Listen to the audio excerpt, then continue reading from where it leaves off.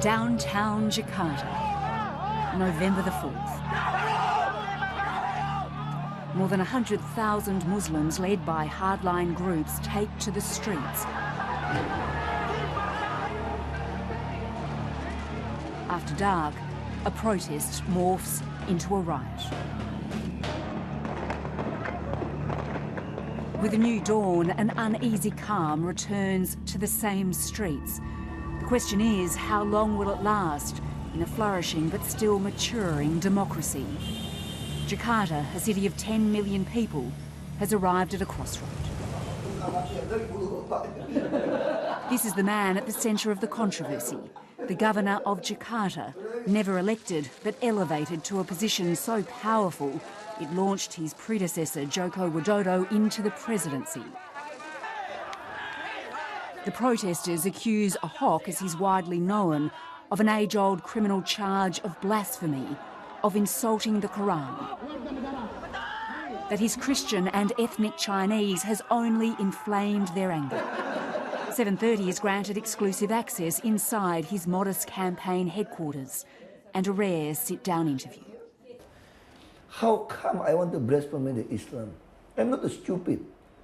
85% of my voter is Islam and Muslim. So if it's not blasphemy... I don't know. But... We have to wait for the police decision. Well, should the police be investigating it? I don't know. I don't know. Or should the police be investigating it all? I don't know. This is what police are investigating. Uploaded on YouTube, seen by millions. Ahok questioning why his opponents use verse 51 of the Koran to argue the faithful cannot vote for a non-Muslim. Maybe in your heart you think you couldn't vote for me, but you're being lied to by using Al-Ma'idah 51. A comment taken so seriously, the governor has been named as a suspect, cannot leave the country, and is now at the mercy of the Indonesian court system. I believe I am not guilty. That's why I prefer bring to the court. If we bring to the court, everybody will see the evidence. Everybody will see the video, and people will realize. So this is political? Yeah, I believe this is. Campaigning. That's why I need to go to the court to prove this is political, not a law. And who's funding it? I don't know. We don't know. But I believe the president now have the intelligence. I believe they know. This is not easy. You send more than 100,000 people. Most of them, if you look at the news, they said they got the money, 500,000 rupiah. This is about much more than just one man. It's a complicated web of religion, politics and race, and a battle between moderate and hardline Islam.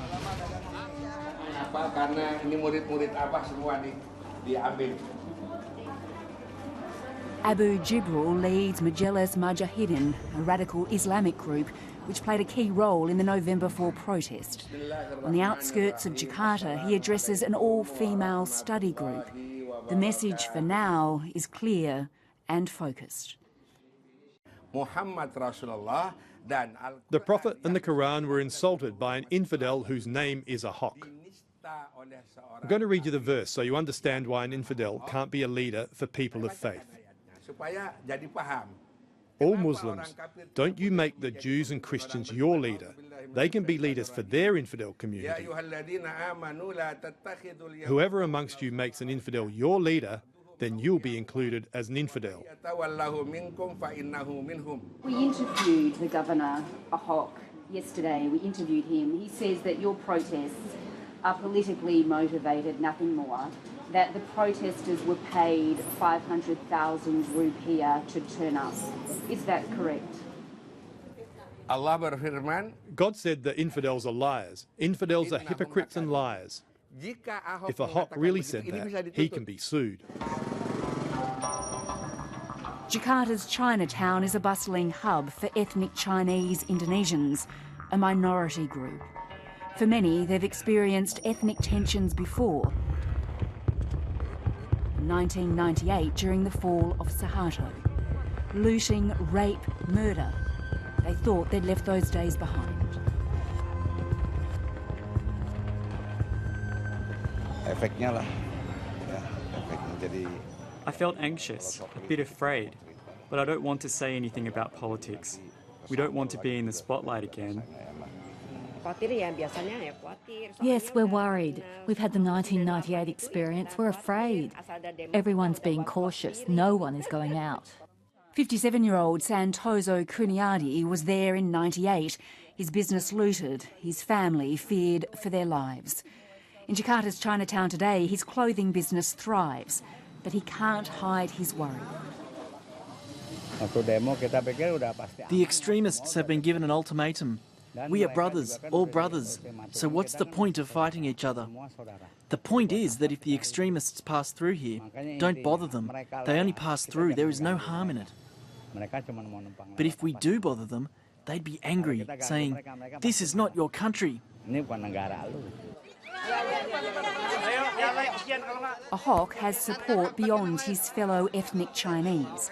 He's popular among moderate Muslims too, seen as an anti-corruption campaigner, ridding the city of slums and trying to tackle the imperfections of a chaotic capital. He believes their support will take him all the way to the top. I believe this is a status quo. The corruptor strike back against me because I got too many corruption in this city administration. And they're afraid. Maybe one day, when they call it a minority, in question mark, could be elected as a president, that means we accomplished the roof, the topping. Is that your end aim? Your end aim to be president? What do you think about a Christian maybe one day being the president of Indonesia?